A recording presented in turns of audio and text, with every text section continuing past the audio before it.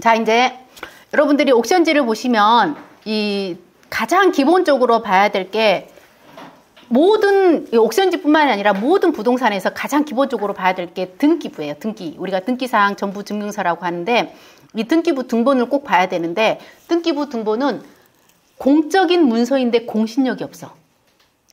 그 말은 문제가 생기면 책임을 지지 않겠다라는 거야. 너무 이거는 정말 이율배반적인 단어잖아요. 공적인 문서이나 공신력은 없어. 그래서 그 책임은 누가 진다? 우리가 지는 거야. 그래서 이거는 뭐 뉴스로도 많이 나왔죠. 등기부 등본 믿고 거래 계약했다가 뭐 집 망했어요. 아니면 돈을 다 날렸어요. 이런 거는 그런 거는 많이 있는 것처럼 공적인 문서인 건 많으나 아나 확실하나 그다음에 공신력은 없기 때문에 책임은 여러분들이 진다는 거, 판단도 여러분들이 하고 책임도 여러분들이 진다는 거. 그래서 자, 해당 부동산의 이 소유 관계, 이 부동산이 생기게 된 원인, 그 다음에 지금 현재 진행 상황, 그 다음에 소유주가 바뀐 거, 그 다음에 현재까지의 상황에 대해서 전부 이렇게 쭉 나와 있는 게 등기부 등본이잖아요. 이게 일종의 우리로 말하자면 뭐랄까 초본이라고 할까?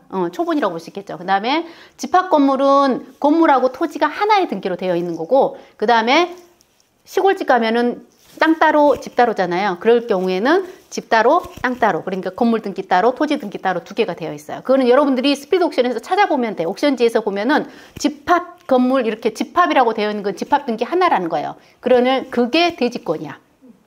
건물과 땅이 하나로 돼 있다. 그게 대지권이 있다라는 거고, 나머지 그냥 건물 등기 따로 토지 등기 따로는 별도로 있다라는 거예요. 그래서 여러분들이 그럴 땐 두 개를 전부 다 펼쳐서 확인을 하셔야 돼요. 왜냐하면 건물만 대출이 돼 있고 있는 경우도 있고 토지만 대출이 돼 있는 경우도 있고 그러거든요. 그 다음에 이제 집합 건물 등기사항 전부 명세서는 말 그대로 집합 건물일 때. 그래서 아파트나 오피스텔이나 이렇게 공동주택에 한해서 되어 있는 게 집합 건물이에요. 뭐라고 생각하면 되냐면 믹스커피라고 생각하면 돼. 믹스커피. 합쳐져 있어서 섞어지잖아요. 그러면은 대지권하고 건물하고 서로 같이 붙어져서 하는 거지 따로따로 거래가 안 된다는 거예요. 토지 따로 건물 따로 안 된다는 거야. 그런데 건물만 등기돼 있으면 건물 따로 팔 수 있는 거죠. 그래서 우리가 법정지상권이 생기는 거고, 토지는 토지들만 따로 팔 수 있는 거죠. 예, 그렇게 되는 거지만 이 집합 건물로 되어 있으면은 토지하고 건물을 따로따로 팔 수가 없다라는 거예요. 그리고 이럴 집합 건물도 토지 별도 등기라고 되어 있는 경우가 있어요. 그러면은 그 토지에 관해서 이 집합 건물이 있는 그 토지에 관해서 별도의 등기가 있다라는 거예요. 그래서 보통 아파트 같은 경우에는 뭐 역세권이 같은 경우에는 뭐냐, 지하철 지나가는 거, 그 반경 안에 있는 거, 그런 거는 토지 별도 등기가 따로 되어 있어요. 그렇지 않고서는 대부분 아니면은 지상권, 지역권, 이렇게 설정되어 있다는 거. 그 위에 무슨 이렇게 송전탑이, 근데 아파트에 송전탑은 거의 없어요. 멀리 있지. 그러니까 대부분 역세권에서 우리가 지하철역에서 가까운데 토지 별도 등기가 있다라고 하는 경우에는 그 지하철역에 가까운 어떤 거기에 설정되어 있는 권리가 있어요. 그런 거를 말하는 거고. 그 다음에 건물 등기사항 전부 명세서는 건물에 대한 거잖아요. 그러면 단독주택이나 상가 건물. 상가도 이렇게 집합 건물로 되어 있는 게 있고 그냥 상가 단독으로만 되어 있는 거 있거든요. 그럴 경우에 되는 거고, 이제 토지는 토지에 관한 게 되어 있는 거고. 그래서 단독주택이나 공장이나 상가는 건물 토지 두 개를 받아봐야 돼요. 근데 상가도 우리가 그 큰 상가들 있죠. 이런 거는 집합 건물로 되어 있는 거고, 그냥 단독 상가는 단독으로 되어 있는 거고. 그다음에 아파트나 오피스텔이나 지산 이런 거는 집합 건물 하나의 등기부 등본으로 되어 있는 거고. 그래서 법이 달라. 집합 건물법은 집합 건물법이 따로 있어요. 그래서 법이 달라요. 그 다음에 이제 표제부하고 갑구하고 을구가 있는데, 읽어보면 알아. 이것도 한 5번만 여러분이 읽어보면 알아. 그런데 왜 못 외운 줄 아세요? 5번 안 읽어서. 한 번을 눈으로만 읽고 마음으로 읽지 않아서 이해가 안 되는 거예요. 진짜 5번만 소리내서 읽잖아요. 그러면 금방 외워. 그러면은 표제부는 말 그대로 여기에 대한 이제 표시사항이 다 있는 거잖아요. 그 다음에 표제부에가 토지 별도 등기라고 되어 있으면 꼭 확인해 봐야 되고, 그 다음에 이제 갑이 누구예요? 갑이 누구야, 항상? 권력이 있는 사람이 갑이잖아. 을은 누구야? 당하는 사람이잖아. 나한테 지금 당하는 사람. 그렇게 생각하면 돼. 갑은 권력 있는 사람. 즉, 뭐에 관한 거? 주인에 관한 거, 소유에 관한 거. 그래서 갑에 대한 거는 소유자라든지, 그 다음에 이전 등기, 그 다음에 이 소유자, 이 갑이라는 것을 행사할 수 없는 거. 지금 소유자가 맘대로 뭔가를 팔 수 있잖아요. 그런 거를 못하게 하는 거. 그러니까 가압류, 가처분이 이렇게 붙은 거예요. 소유권을 제한을 하는 거. 가압류나 가처분이 붙으면 이 소유권을 팔 수가 없잖아요. 그런 거를 하는 거고, 그 다음에 매매약 가등기도 소유권을 이미 어느 정도 이전 가등기를 하겠다라는 거고, 담보 가등기도 그렇고, 경매 개시 결정. 이 경매를 개시하려고 하니까 너 팔면 된다, 안 된다? 안 된다. 이 소유권을 제한하는 게 그게 이 갑구에 나와 있는 거예요.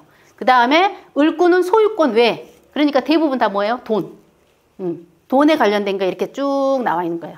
그래서 근저당은 보통 근이 우리가 근거리 이렇게잖아요. 근거리가 뭐야? 가까운 거리. 그러니까 근이라는 게 약간 about, 예치 이런 거거든요. 그러니까 정확한 수치가 아니라 그냥 가까운 거리에 있는 거, 그래서 원금의 120%까지 설정을 하는 거고, 저당권은 딱 원금만 설정하는 거예요. 그 다음에 전세권, 그 다음에 임차권, 그 다음에 지상권.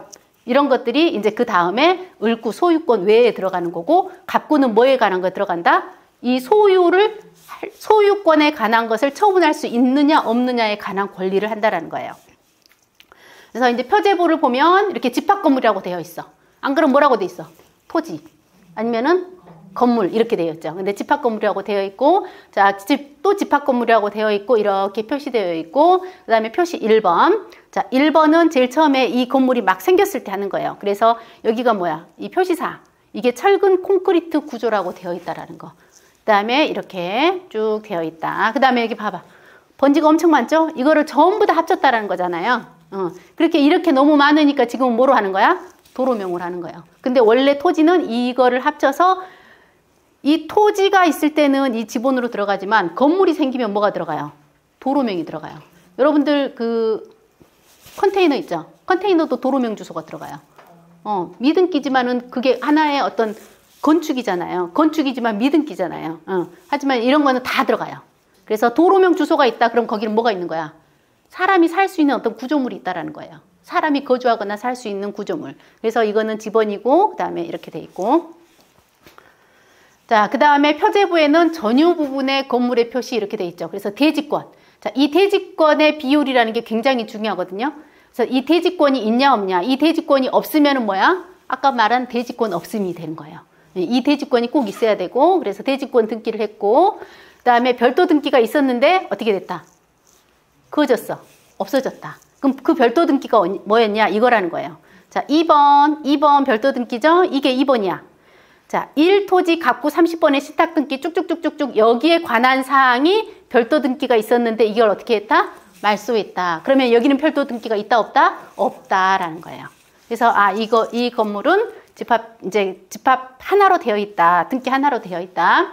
그 다음에 이제 갑구에서는 소유권에 관한 사항이 순서대로 나와. 1, 2, 3 아니고 2-1. 자, 이 다음에 2-1은 이 2에 관한 사항이에요. 그러면 2가 없어지면 2-1은 어떻게 될까? 상관이 얘는 지금 민간임대주택 등기니까 얘는 따로 말소하는 거예요. 어쨌든 간 이거의 이 소유권이 이 아파트가 민간임대주택에 등기가 되어 있다라는 걸 표시를 한 거잖아요. 그러니까는 이가 만약에 없어지면 이 사람이 이거를 팔았어. 소유권에 관한 건데 이거 팔았어. 그러면은 이게 다른 사람 3번으로 넘어갈 거 아니에요. 그럼 2-1은 어떻게 돼요? 같이 없어지는 거야. 같이 없어지는 거. 그래서 2가 없어지면 이 2-1은 이걸 우리가 부기등기라고 하거든요. 이거는 같이 없어지는 거. 자, 그래서 보면 되고, 신탁 원부는 제일 처음에 이 코리아 신탁으로 전부 다 맡겨서 이렇게 왔다라는 거예요. 왜냐하면 이 2-1을 없애야 이 소유권을 팔 수 있는 거잖아요. 그래서 그 다음에 이제 3번으로 넘어가는 거죠. 그 다음 여기는 이제 소유권 이외의 권리에 관한 사항이잖아요. 그러면 1, 여기는 봐봐. 1-1, 1-2, 1-3 이렇게 돼 있죠. 그러면 이 다음에 뭘까? 2. 그러면은 근저당권을 설정을 했어. 1억 8,700에 채권 최고액에 했어요. 채무자가 누구야? 이민호라는 사람이야. 자, 이 민호라는 사람이 이거를 할 당시의 주소예요.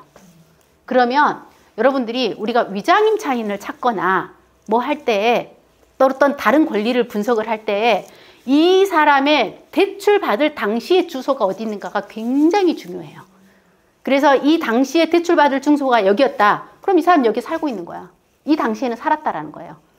그런데 그러니까 이건 나중에 이제 또 좀 더 여러분들이 등기부 등본을 보고 정말 심도 있게 뭔가를 고민해보고 할 때는 여기에 있는 이 주소가 굉장히 중요하다라는 걸 알아야 돼요. 대강 볼 게 아니라는 거. 대출 받을 당시의 주소가 굉장히 중요하다라는 거. 그 다음에 이제 근저당을 어디서 받았는데, 그런데 1번 등기 명의인 표시를 변경을 했어. 뭐를? 이거를 끊고. 자, 가자 새마을금고였는데 가자 새마을금고에 뭐가 바뀌었다는 거야? 명칭이 바뀌었다는 거야. 뭐로? 서일 새마을금고로 바뀌었다는 거야. 그래도 표시를 해야 돼. 왜냐고? 나중에 이 사람들이 근저당을 주장을 할 때는 나 이거였어요 이렇게 말을 하잖아요. 왜 니네 이름 안 바꿨어? 이렇게 되는 거잖아요. 그러니까 이게 다시 변경을 했고, 언제 바뀌었냐? 2020년도에 했는데 22년도에 바꾼 거야. 이 사람들도 뭔 일이 있어서 바꾼 거죠. 그 다음에 1번의 등기 명의인을 또 변경을 한 거야. 그래서 이 주소도 바꾼 거야. 서일 새마을 주소가 여기가 아니고 이제 일이 바뀌었나 보죠. 그래서 일이 바뀐 거예요. 그 다음에 이것도 1번 근저당권을 누구한테 줬어?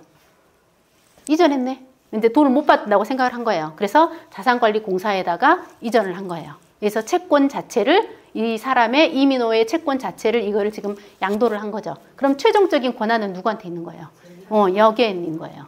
자, 이런 관계다라는 거를. 그러니까 여러분들이 끄어져 있다고 해서 이걸 그냥 넘길 게 아니라 이게 왜 변동이 됐는지를 읽어보는데 5분도 안 걸려. 5분도 안 걸려. 진짜로. 그러니까 이런 거를 꼼꼼히 한 몇 번만 읽어보잖아요. 그러면 딱 나중에는 딱 필요한 사항만 눈에 들어와요. 그러니까 항상 등기부 등본은 꼼꼼히 읽어보는 습관을 가지시기 바랍니다.